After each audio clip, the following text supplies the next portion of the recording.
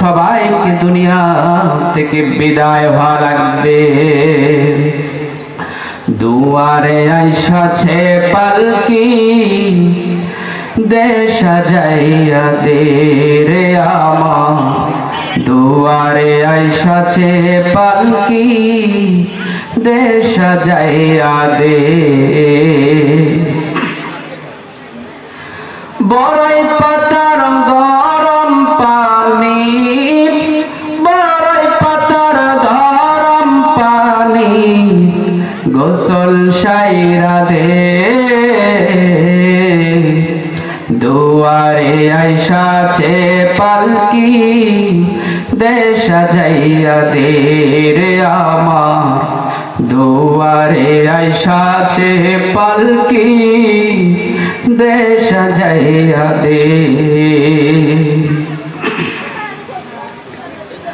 আতর গোলাপ সুরমা মাখাও, শেষবারের মতো আমার লাগি কিনে আনো ওই সাদা কাফন, ওই সাদা কাফন। আতর গোলাপ সুরমা মাখাও, শেষবারের মতো আমার লাগি কিনে আনা ওই সাদা কাফন, ওই সাদা কাফন। কি আর হাইবাদের কইরা,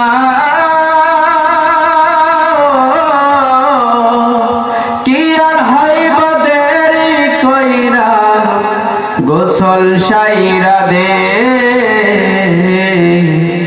দুয়ারে আইসাছে পালকি, দেশ সাজাইয়া দে রে আমার। দুয়ারে আইসাছে পালকি, দেশ সাজাইয়া দে। বড়ই পাতার গরম পানি, ও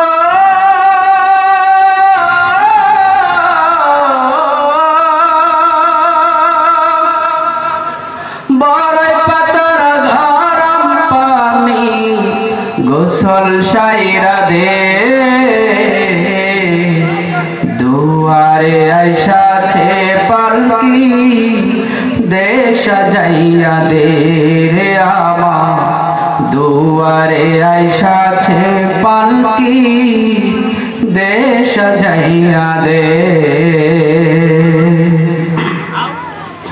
এবার হযরতে সাদ রাদিয়াল্লাহু তাআলা আনহু, আল্লাহর নবীজির সাহাবী, যখন সাকিব গোত্রে আমর ইবনে ওয়াহাব তার সামনে দাঁড়ালেন, ডাকদা বলে, ও যুবক তুমি কি চাও?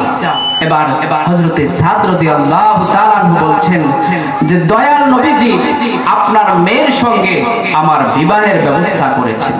যে এই কথা শুনলেন সঙ্গে সঙ্গে তার চোখ দুইটা লাল হয়ে গেল, চেহারাটা কালো হয়ে গেল। আপনার সবাই চায় তার কন্যাকে, সবাই চায় তার বোনকে, তার মেয়েকে সুন্দর একটা পাত্রের হাতে তুলে দেওয়ার জন্য। যেই চেহারার দিকে তাকালেন তিনি মনে মনে রাগ করলেন। যখন তিনি বললেন যে তোমার সঙ্গে আমার কন্যাকে বিবাহ দিব না, এবার যখন আমর ইবনে ওয়াহাবের স্ত্রী আসলেন তিনিও বলছেন না, তোমার মতো ছেলের সঙ্গে আমার মেয়েকে বিবাহ দিব না। এইবার যখন আর তার বুঝতে বাকি রইল না আমার সঙ্গে তার কন্যাকে বিবাহ দিবে না, তা সেই জন্য আমর ইবনে ওয়াহাব যখন তাকে দূর দূর করে তাড়িয়ে দিলেন, হযরতে সাদ রাদিয়াল্লাহু তাআলা আনহু এইবার এক পা, দুই পা, তিন পা করে সামনের দিকে যখন বাড়ির দিকে দিয়েছেন রওনা, যখন এক পা, দুই পা, তিন পা করে গমন, হযরতে সাদ রাদিয়াল্লাহু তাআলা আনহু যখন বাড়ির দিকে দিয়েছেন রওনা, এবার ঘর থেকে সুন্দর কণ্ঠে ডাকদা বলে, ও যুবক তুমি কিসের পয়গাম নিয়ে এসেছো? ও যুবক তুমি কিসের পয়গাম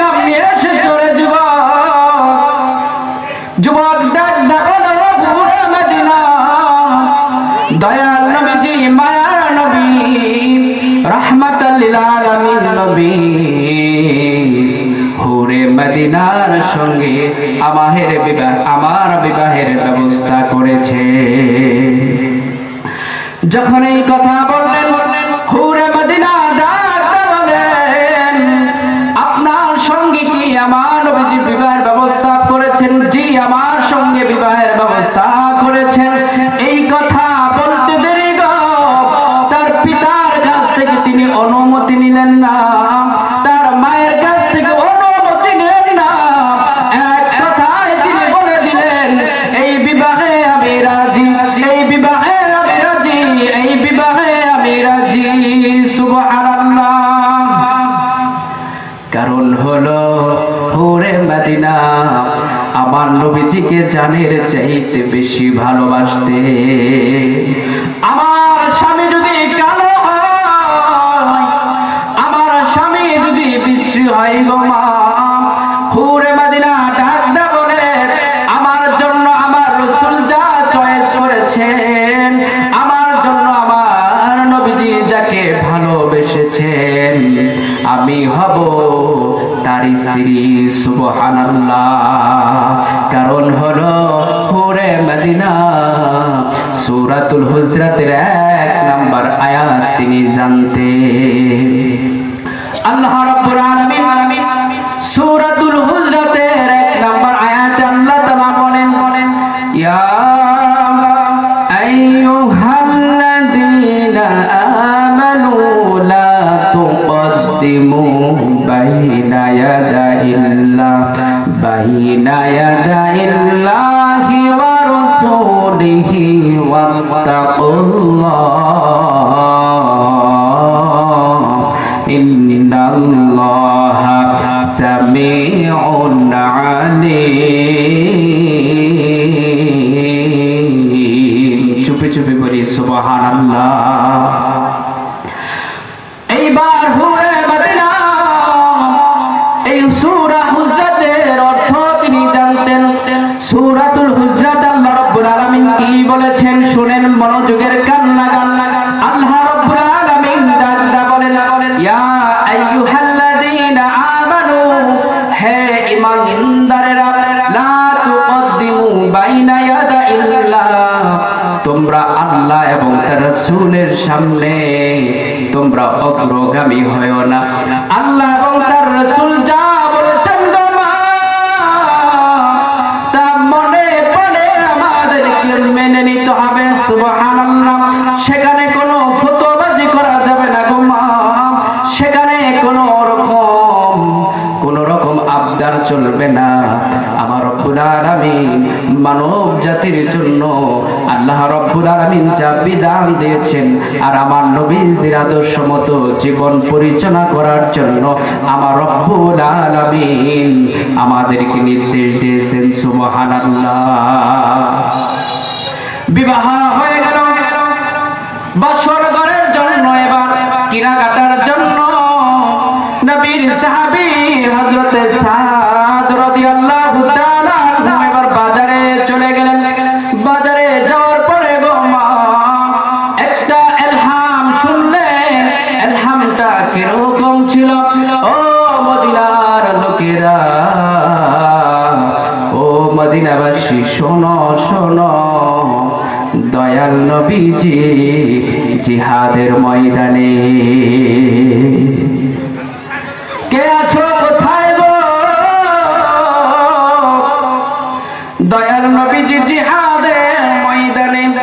সাদ রাদিয়াল্লাহু তাআলা এই কথা শুনে তিনি থমকে দাঁড়ালেন।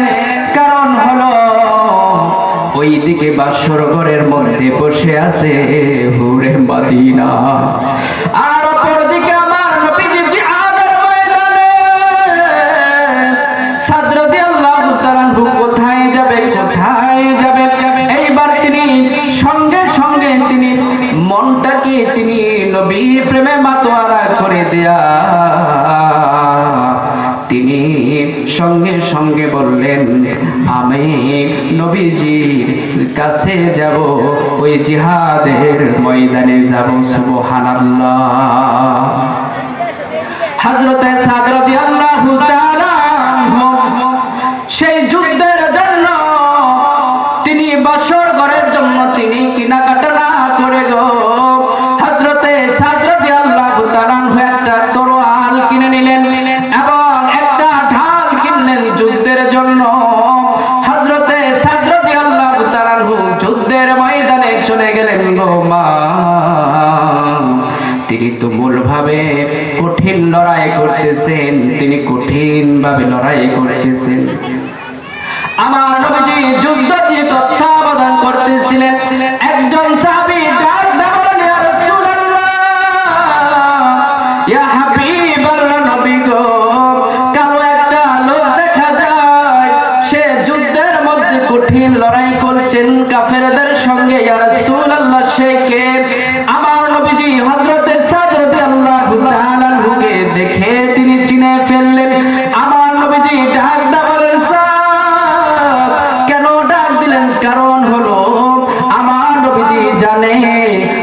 নবীজি জানে হযরতে সাদ রাদিয়াল্লাহু তাআলা আনহু জন্য হুরে মদিনা বাসর ঘরের মধ্যে অপেক্ষমান। সুবহানাল্লাহ। আমার নবীজি সাদ রাদিয়াল্লাহু তাআলা আনহুকে ডাকে, কিন্তু সাদের কানে আমার নবীজির আওয়াজ পৌঁছতো না। হযরতে সাদ রাদিয়াল্লাহু তাআলা আনহু যুদ্ধ করতে করতে ঘুমা হযরতে সাদ রাদিয়াল্লাহু তাআলা আনহু তিনি শহীদ হয়ে গেলেন। যুদ্ধ শেষ হয়ে গেল। আমার নবীজি সাল্লাল্লাহু আলাইহি সাল্লাম সাহাবীদেরকে বললেন, ও সাহাবীরা, দেখো কারা আজকে শহীদ হয়েছে। এর মধ্যে হযরতে সাদ রাদিয়াল্লাহু তাআলা আনহু তিনিও শহীদ হয়ে গেলেন গো মা। আমার নবীজি সাল্লাল্লাহু আলাইহি ওয়াসাল্লাম হযরতে সাদ রাদিয়াল্লাহু তাআলা আনহুর মাথা আমার নবীজির উরু মুবারক উপরে রাখলেন, আর সাকিব গোত্রের লোকদেরকে ডাকলেন আর বললেন, আমার এই সাদ আমার প্রেমের, ইসলামের প্রেমের, কোরআনের প্রেমের, কালেমার প্রেমে নিজের জীবনটা পর্যন্ত দিয়ে দিয়েছে। সুবহানাল্লাহ। হযরতে সাদ রাদিয়াল্লাহু তাআলা আনহুকে আমার নবীজি উরুর মধ্যে বসায়া গো মা সাকিব গোত্রের লোকদেরকে ডাক দা বলেন, ও সাকিব গোত্রের লোকেরা শোনো, এই সাত দুনিয়ার টাকা হুরের ভালোবাসা না পড়ে, সুন্দর নারীর প্রেমে না পড়ে, ইসলামের জন্য সে জীবন দিয়েছেন, ইসলামের জন্য সে জীবন দিয়েছেন গো মা। আমার নবী সাল্লাল্লাহু আলাইহি ওয়াসাল্লাম বললেন, তার জন্য আল্লাহ রাব্বুল আলামিন আখিরাতে জান্নাতে তার জন্য টাটকা টাটকা হুর রেখেছেন। সুবহানাল্লাহ।